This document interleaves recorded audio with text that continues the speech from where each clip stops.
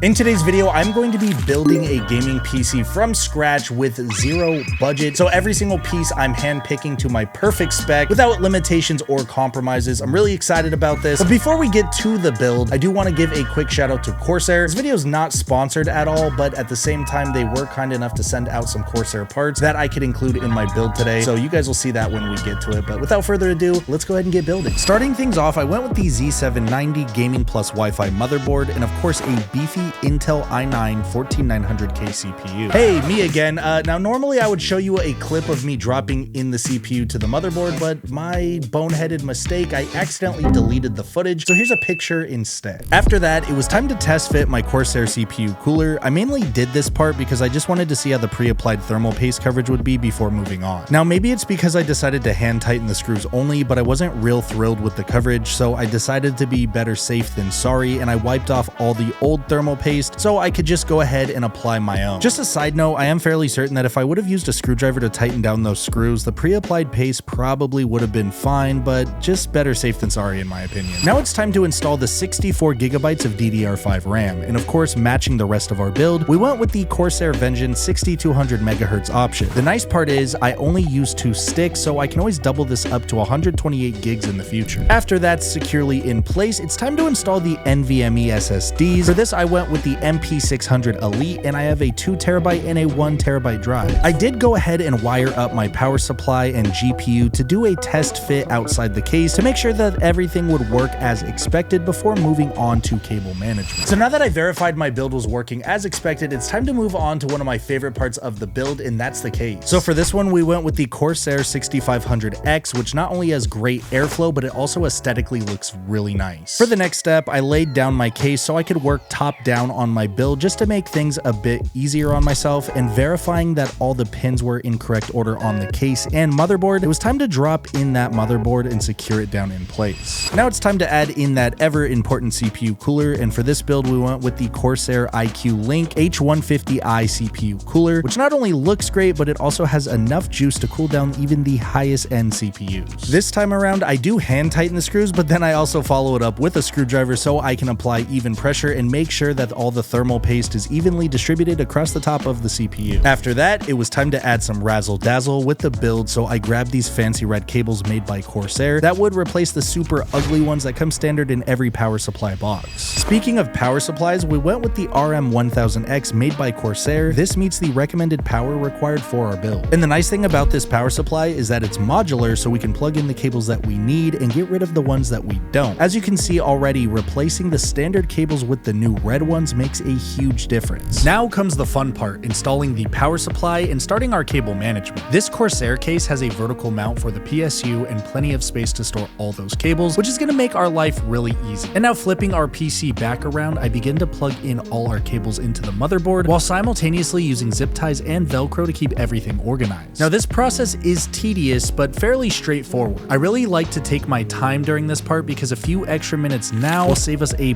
boatload of time later. And next up, the holy grail of this build, I add the RTX 4080 Super Founders Edition graphics card. And I spent so much time going back and forth between this and the 4090 and ultimately decided this was the exact one that I wanted. Now getting an actual Founders Edition on the other hand was a complete stroke of luck. I ended up finding it at a local Best Buy unexpectedly and was super excited. Now that we secured down and wired up our graphics card, it's time to install my case fans, and for this particular build, we chose the Corsair RX 120 RGB. These fans will not only look great, but more importantly, they will keep our components cooled off. I love the design on these fans because they stack together magnetically and eliminate the need to run a bunch of messy cables to each individual fan. Instead, you can basically daisy chain them by plugging them into one another, and then you just have one cable for data and power running to the first one. Now this case gives us the luxury of having a triple stacked fan setup on the bottom, so I flipped my case on its back and secured down the hardware in order to secure the fans in place. After that, I decide I want to have 3 fans on top as well. This way I can keep airflow blowing through the bottom all the way to the top and cooling off our most important parts, which are our graphics card and CPU. And of course, we can't forget the single fan on the back, which does help pull out even more hot air. And really just thinking ahead of how I want the air to flow through the build, I decided to take off the 3 fans from the CPU cooler, flip them around, and this way I bring even more cool air pulling through the build, and this way the components stay at the lowest temperatures possible. At this point, it's time to start putting on the finishing touches on all the the cable management and making sure that we have our power data and RGB cables in place. Now aesthetically, I'd give myself about a 3 out of 10 on this, but it definitely gets the job done. Now it's time to add the panels back on and put the finishing touches on our build so we can wrap up this process and get the PC booted for the first time. And as you guys can see right here, it boots up perfectly first shot.